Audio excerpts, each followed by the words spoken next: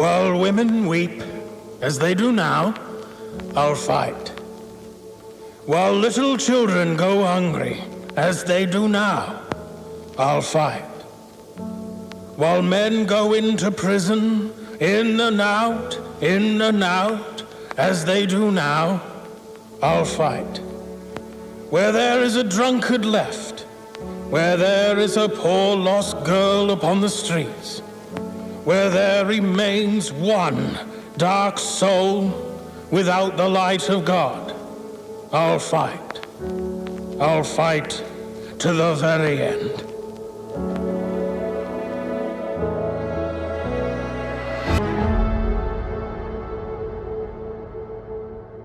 Halo sahabat muda, Bala Keselamatan yang ada di seluruh teritori Indonesia. Senang sekali hari ini bisa berjumpa dengan sahabat-sahabat sekalian. Saya percaya bahwa sahabat-sahabat dalam keadaan yang diberkati oleh Tuhan.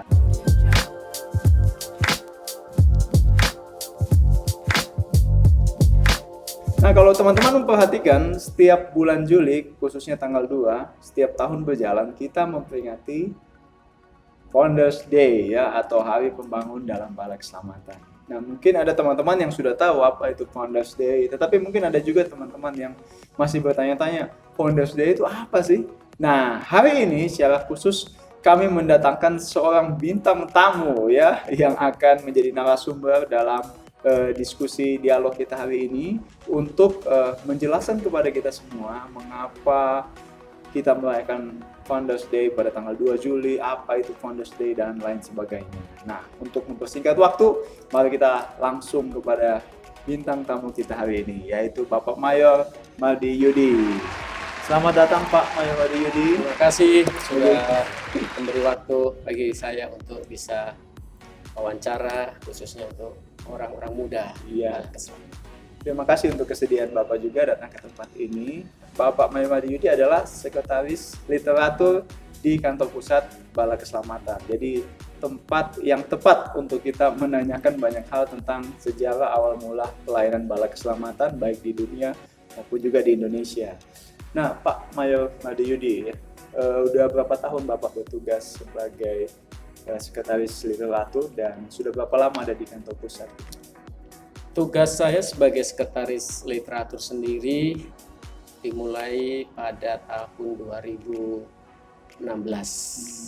Jadi saat ini sudah berjalan kurang lebih 4 tahun dan penempatan saya di Kantor Pusat Bandung memasuki tahun yang ke-10 pada tahun ini. Ya, 10 tahun. Ya. Jadi sebelum di literatur, tugas pertama saya adalah di bagian atau asisten di kantor pimpinan. Ya, jadi Pak Mayor Maldi Yudi ini mungkin opsi yang paling lama di Kantor Pusat untuk saat ini, memegang rekor. Betul, untuk saat ini. Ya. Iya. Mungkin kita bisa menghubungi Muri nanti. Wah, dapat rekor Muri ya. Opsi paling lama bertugas di Kantor Pusat ya. Boleh tahu Pak, keluarga Bapak ya, udah berapa orang anak dan berapa orang istri mungkin? Iya, jadi istri saya Mayor Murgiati, beliau adalah sekretaris kandidat yang penempatannya juga mungkin 10 tahun ya sebagai sekretaris kandidat, dan anak saya satu-satunya Tesalonika Cinta tahun ini mulai berkuliah. Wah, luar biasa ya. Nah, sekarang kita kembali kepada pertanyaan atau tema pertemuan kita hari ini, yaitu Founders Day ya. Karena kita mungkin sudah bertahun-tahun merayakan Founders Day ini, dan mungkin ada di antara kita yang masih bertanya-tanya, sebenarnya Founders Day itu apa? Sebenarnya Hari Pembangunan itu apa? Bagaimana sejarahnya ya? Kenapa ditetapkan pada tanggal 2 Juli? Nah, kira-kira Bapak Mayor Maldi Yudi bisa nggak menjelaskan kepada anak-anak muda sekalian, mengapa kita merayakan Founders Day dan kenapa pada tanggal 2 Juli?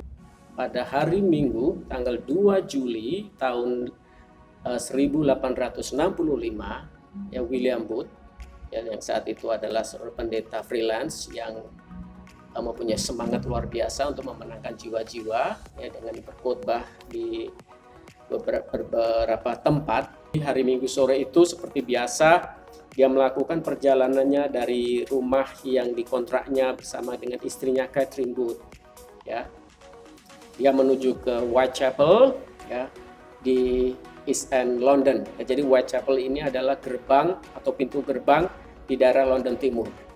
Ya, nah seperti biasa pada sore, ya, menjelang jam 6 sore itu para misionaris, ya, di mana William Booth bergabung, mereka akan membentuk lingkaran, ya, berdiri di jalan, ya, di Mile End West, dan memulai open air meeting, ya, atau pertemuan publik, ya, terbuka di mana semua orang bisa melihat, bisa mendengar, ya. Jadi ada yang mulai dengan berdoa, ada yang mulai dengan menyanyi, ada yang membaca Alkitab, dan diakhiri dengan khotbah oleh William Booth. Ya. Apa yang terjadi setelah mereka melakukan ibadah open air meeting itu? Para misionaris kemudian mengajak orang-orang, ya, yang datang mendengar, melihat khotbah William Booth, ya, itu untuk datang ke satu tempat, ya, ke sebuah taman yang selama ini mereka pakai untuk mengadakan ibadah, ya. Tempat itu, di situ didirikan sebuah tenda. Selama 2 musim panas, para misionaris ini mengadakan ibadah-ibadah di tenda yang dipinjamkan oleh satu kelompok misi yang bernama East London Special Services Committee. Jadi tenda ini bukan milik William Booth, Pak, ya? Bukan milik misi. Iya, jadi hanya dipinjamkan. dipinjamkan, ya, oleh East London Special Services Committee, ya. Bersyukur sebab dari Friends of the Quakers itu bersedia meminjamkan, ya, lahan mereka atau pekuburan milik mereka dipakai oleh William Booth, ya, dan para misionaris, ya, di situ untuk bisa didirikan tenda dan menyampaikan atau mengadakan pertemuan ibadah, ya. Jadi setelah memiliki atau setelah mendapatkan lahan, kemudian didirikan tenda di situ, William Booth dan para misionaris lainnya mereka menunggu, ya, mereka menyambut orang-orang yang tadi yang ibadah di jalan diajak untuk datang. Mereka disambut, semua yang datang disambut untuk bisa mengikuti ibadah di dalam tenda. Nah, jadi bisa dibayangkan, ya, karena yang datang itu adalah orang-orang di jalanan, ya, mereka datang masih dengan pakaian, dengan keadaan, ya, apa adanya, ya. Masih ada bau-bau alkohol, ya, jadi bau bir, ya. Mereka datang satu persatu memenuhi masuk ke tenda itu, dan mereka bersiap mengikuti pertemuan-pertemuan yang dipimpin oleh para misionaris. Tenda tidak begitu baik, ya, sobek atau robek di sana sini, ya, hanya ada lampu-lampu penerangan dari lampu minyak, ya, yang kalau dinyalakan itu baunya sangat menyengat, ya. Jadi sumpek di dalam tenda itu. Kemudian hanya lantai tanah, yang adanya bangku-bangku kayu, ya. Tetapi tujuan utama, ya, dari misi para misionaris itu dan William Booth adalah untuk menjangkau mereka yang hidup di jalanan dan mereka yang tidak pernah bergereja. Setelah semuanya berkumpul di dalam, maka mulailah mereka berdoa, mereka menyanyi nyanyian semangat, ya, lagu-lagu yang mudah dinyanyikan, ya, mudah dihafal, ya, dengan penuh semangat mereka nyanyi itu. Kemudian diakhiri dengan khotbah dari William Booth, ya. Jadi di dalam tenda itu sendiri tidak ada mimbar, ya, hanya panggung kurang lebih tingginya 1 meter, dan ketika William Booth berbicara, berkhotbah, hanya dibatasi oleh pembatas dari kayu, sehingga dia bisa begitu dekat dengan mereka yang duduk paling depan, ya. Bayangkan mereka yang datang adalah orang-orang biasa, ya. Jadi dengan keadaan mereka, kadang ketika William Booth berbicara, ada yang bisa tenang mendengarkan khotbah William Booth, ya. Tapi yang sedang mabuk yang mengikuti acara itu, ya, ada juga, ya, mereka ngomong sendiri, mereka membuat gaduh. Ya. Sementara anak-anak muda yang antusias datang ya karena mereka mendengar bahwa akan ada acara yang menyenangkan. Ya mungkin mereka pikir acara apa itu yang menyenangkan mereka. Jadi suasana ya agak gaduh. Iya. Tapi bagi William Booth itu hal yang biasa. Dia terbiasa dengan hal itu, ya, dengan kondisi seperti itu, tidak mengganggu dia. Ya, jadi dia tidak terganggu, dia terus menyampaikan khotbahnya, ya, dan luar biasa, ya, dia menggunakan kata-kata yang mudah dipahami, ya.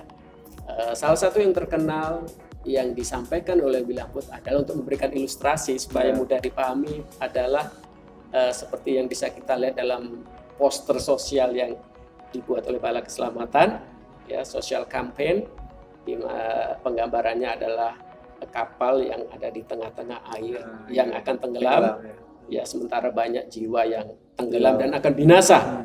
Nah, William Booth memberikan gambaran yang mudah untuk dipahami dan dia mendorong siapa lagi yang bisa menyelamatkan, ya. Jangkaulah tangan Yesus yang sedang terentang itu untuk kalian, ya, yang bisa menyelamatkan kalian, dan itu cukup efektif, ya, khotbah-khotbah yang disampaikan oleh William. Apa yang terjadi malam itu, Pak? Banyak terjadi pertobatan? Luar biasa, ya. Beberapa orang kemudian tersentuh ya oleh khotbah William Booth dan mereka datang ke bangku anugerah. Banyak kesaksian yang mengatakan itu, ya, banyak kesaksian setelah bahkan dilaporkan oleh beberapa wartawan, ya, bagaimana malam itu atau pertemuan malam itu banyak mengubah, ya, banyak mengubah orang-orang yang selama ini tidak yakin, ya, tidak yakin dengan kehidupannya sendiri, ya, mereka yang tidak pernah mendengar berita tentang keselamatan itu mereka akhirnya menyerahkan diri mereka, bertobat. Jadi hari itu diperingati sebagai Founders Day atau hari pembangun, gitu. Iya, karena itulah momen yang paling luar biasa dari seorang William Booth, ya, yang pada akhirnya nanti setelah tanggal 2 Juli itu akan diikuti dengan momen-momen di mana orang-orang yang dimenangkan melalui khotbah di tenda itu kemudian mereka sendiri melibatkan diri dalam pelayanan. Jadi tanggal 2 adalah tanggal yang istimewa karena William Booth berkhotbah di sebuah tenda dan itu menjadi satu pengalaman yang luar biasa, yang kemudian akan membangkitkan gerakan-gerakan selanjutnya dan yang nanti akan membentuk Bala Keselamatan sendiri. Nah, menurut Bapak, mengapa Bala Keselamatan sendiri pada awal-awal pelayanannya itu sangat efektif untuk melayani? Begitu banyak orang yang ingin bergabung. Ya, saya melihat bahwa ada perkembangan sukarelawan yang begitu tinggi. Bagaimana gerakan ini begitu cepat menyebar, khususnya di daerah-daerah London. Ya, saya kira gaya misi yang dilakukan William Booth, ya, itu sangat luar biasa, ya, tidak biasa, ya bagi sebagian orang tidak biasa, ya, kebanyakan orang akan nyaman untuk beribadah di gereja yang nyaman, ya, tentunya datang dengan pakaian yang bagus, yang terbagus, ya, dengan tata ibadah, dengan liturgi yang sudah mapan, ya. Tapi berbeda dengan apa yang dilakukan William Booth dan misionaris lainnya. Ini bisa dilihat, ya, bahwa orang-orang yang dimenangkan oleh William Booth dalam khotbah-khotbahnya di tenda-tenda, ya, itu kemudian mereka melibatkan diri dalam pelayanan. Ya, mereka menjadi misionaris, ya, mereka dilatih. Mereka juga berkhotbah, ya, mereka menyampaikan kesaksian bagaimana Allah mengubahkan hidup mereka yang selama ini mungkin tidak diperhatikan oleh orang lain, ya, yang selama ini mungkin mereka hidup seenaknya, tapi setelah mereka dimenangkan oleh William Booth, mereka melibatkan diri mereka.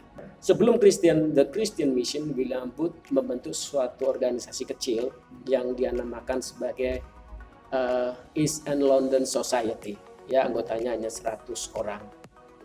Kemudian semakin bertumbuh, ya, hingga beberapa kali berganti nama hingga menjadi The Christian Mission. The Christian Mission. Di Christian Mission ini semakin berkembang, ya, meskipun di tengah-tengah pekerjaan William Booth ya dalam organisasi atau dalam The Christian Mission ini, dia awalnya dia menerima banyak tawaran ya untuk pergi ke tempat lain, untuk berkhotbah di tempat lain. Tapi William Booth dalam hati berkata, kenapa harus di tempat lain? Kalau di London sendiri ya di East End ini banyak sekali orang-orang yang perlu diselamatkan. Jadi dalam perjalanannya The Christian Mission ini telah merekrut sebanyak 1.000 orang, ya 1.000 orang, 1.000 volunteer relawan, ya yang terdiri dari macam-macam orang, ya dari berbagai kalangan, ya dari bekas perampok, pemabuk, pelacur, ya semua orang. Ya, jadi apa yang dilakukan oleh The Christian Mission ini adalah yang membuat dia berbeda dengan misi yang lain, ya kelompok misionaris yang lain adalah semboyan mereka yang kita menangkan, yang diselamatkan harus dipertahankan untuk tetap selamat.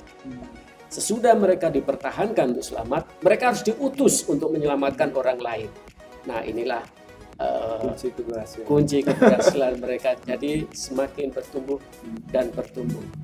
Jadi kalau saya bisa sedikit menyimpulkan, yang pertama adalah bahwa William Booth tidak menunggu di gereja, tapi membawa gereja keluar. Iya. Orang-orang Dia jalanan, mencari keluar, ya. dia keluar. Dan yang kedua, bagaimana William Booth melibatkan orang-orang yang sudah diselamatkan Iya. untuk kemudian menyelamatkan orang lain. Iya. Ya. Atau sering kita dengarkan juga istilah bahwa tidak ada prajurit yang nganggur gitu ya. Iya, jadi seperti moto Ya. The Christian Mission ya, bahwa tarik mereka, ya, selamatkan mereka, ya, latih mereka, pakai mereka. Nah, Selain cerita kesuksesan atau meledaknya gerakan The Christian Mission dan The Salvation Army waktu itu, Pak, kita juga saya juga membaca bahwa ada gerakan lawanan, gerakan tandingan kalau nggak salah waktu itu ya. Kalau nggak salah namanya The Skeleton Army. Nah, Ya, bisakah Skeleton. Bapak menceritakan sedikit tentang sejarah atau apa sih latar belakang mengapa muncul The Skeleton Army dan bagaimana bala keselamatan waktu itu menghadapi tekanan yang dilakukan oleh The Skeleton Army? ya, setelah The Christian Mission menjadi The Salvation Army pada tahun 1878, ya, tantangan yang dihadapi oleh The Salvation Army semakin besar. Siapa kelompok ini? Ya, kelompok ini diperkirakan ya digerakkan atau dimobilisasi oleh para pengusaha atau pedagang minuman keras. Ya, yang merasa, yang merasa terganggu ya dengan prinsip bala keselamatan, ya, di mana tidak boleh meminum minuman keras ya. Jadi mereka merasa dirugikan dengan hal ini. Apa yang terjadi hal ini di Worthing sendiri pada saat itu sangat kacau ya. Pawai bala keselamatan dihadang, ya mereka dilempari pecahan botol, dilempari pecahan batu bata, panji-panji bala keselamatan direbut, ya kemudian dibanting di jalan, diinjak-injak, ya. Jadi suasana begitu kacau sehingga polisi berusaha untuk mengendalikan diri, ya, untuk mengendalikan situasi, ya. Tapi sepertinya kelompok ini tidak mau menyerah begitu saja, ya. Mereka tidak puas sebelum melakukan sesuatu kepada bala keselamatan, ya.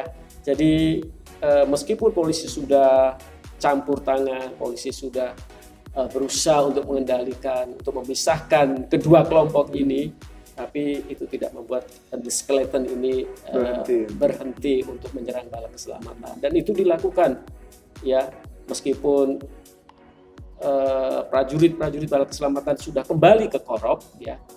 Pada hari berikutnya mereka masih melakukan perusakan dengan cara melempar jendela kaca Korop, ya, dan berusaha membakar bangunan bala keselamatan, ya, sampai suatu hari mereka merangsek dalam gedung bala keselamatan di mana sedang ada ibadah. Mereka mengobrak-abrik, mereka menyerang bala keselamatan, ya, memaki-maki bala keselamatan. Mereka berdiri di bangku anugerah, ya, mereka menyerang bala keselamatannya secara verbal. Hingga tahun 1884, ya, serangan dari kelompok ini sudah mulai mereda, ya, tentu dengan keterlibatan pihak berwenang polisi ya, karena setelah itu Polisi sudah bisa membedakan Iya. bagaimana kelompok yang membuat kekacauan, iya. mana kelompok yang bertujuan baik untuk memberi dampak positif. Iya, memang Ya. untuk beberapa saat ya ketika prajurit bala keselamatan mengadakan pawai ibadah di luar, mereka melakukannya dengan dikawal oleh polisi. Ada tidak quotes ya atau kata-kata dari William Booth yang membekas di hati Bapak ya? Karena kita tahu selama hidupnya William Booth banyak membuat kata-kata dorongan yang sangat membekas di sepanjang zaman gitu. Nah, dari Bapak sendiri ada nggak kata-kata William Booth? Bagi saya adalah kutipan ketika dia menyampaikan pesan Natal kepada para pemimpin bala keselamatan, kepada para prajurit bala keselamatan di seluruh dunia. Nah, waktu itu ketika seseorang mengirimkan telegram, ya, biayanya dihitung dari setiap kata yang dikirim. Nah, William Booth sangat bertanggung jawab dengan uang yang dimiliki oleh bala keselamatan. Ya, jadi Sangat mahal juga mungkin waktu itu mengirim iya, telegram. iya dan sangat mahal. Jadi untuk menghemat pesan yang akan disampaikannya melalui telegram itu, dia hanya mengirimkan satu kata. Kata apa itu? Others. Ya, dan kalau kita artikan dalam bahasa Indonesia berarti sesama. Kenapa others? Kenapa sesama? William Booth mengingatkan, mendorong setiap opsir, ya, prajurit bala keselamatan untuk peduli, ya, kepada sesama. Jadi dalam kata lain, jiwa-jiwa adalah prioritas bagi pelayanan bala keselamatan. Dilayani secara jasmani, kebutuhan mereka, tetapi yang paling penting adalah mereka dilayani secara rohani, yang pada akhirnya jiwa-jiwa mereka akan diselamatkan bagi kerajaan. Others ya, ingat orang lain. Sebagai anak muda jangan hanya ingat diri sendiri ya, juga ingat orang lain ya. Meskipun di masa-masa pandemi seperti saat ini, tetap ingat orang lain yang membutuhkan ya. Saya tahu kadang-kadang anak muda di rumah ini merasa bosan gitu Pak ya. Bosan ya, mau sekolah, mau kuliah lagi, kadang-kadang mengeluh ya. Tapi kalau kita ingat orang lain ya, itu akan menolong kita untuk bebas dari rasa egois. Iya. Untuk memikirkan keadaan kita, tapi Nggak boleh egois. boleh egois. Jadi pikirkan orang lain tuh yang juga susah ya dalam keadaan seperti ini, ada yang kehilangan pekerjaan dan susah mencari nafkah dan lain sebagainya. Ayo lakukan sesuatu bagi orang lain. Dari peringatan Founders Day ini, apa kira-kira pelajaran yang bisa dipetik untuk orang-orang muda kita di Territory? Tahun 1865, William Booth muda waktu itu berusia 36 tahun. Jadi masih cukup muda ya. Iya, tetapi dia mempunyai semangat dan motivasi yang luar biasa untuk mengabarkan kabar baik, ya, mengabarkan Injil kepada siapapun ya yang harus diselamatkan. Bagi kita ya, bagi orang muda zaman sekarang ya, harusnya semangat dan motivasi William Booth ini harus dimiliki ya. Meskipun mungkin sesuatu yang dilakukan oleh orang muda sekarang ini bukan sesuatu yang spektakuler ya karena secara zaman, secara waktu juga jauh berbeda ya, tetapi kiranya semangat William Booth itu dan motivasi yang luar biasa, kerinduannya untuk memenangkan jiwa-jiwa dengan segala keadaan yang dia alami yang tidak selalu nyaman, bahkan banyak tidak nyamannya ya. Dia punya pilihan, penginjil hebat, pembicara luar biasa, dia punya pilihan. Dia bisa menjadi pendeta Iya. di salah satu gereja yang mapan. Ya, kenapa harus repot-repot?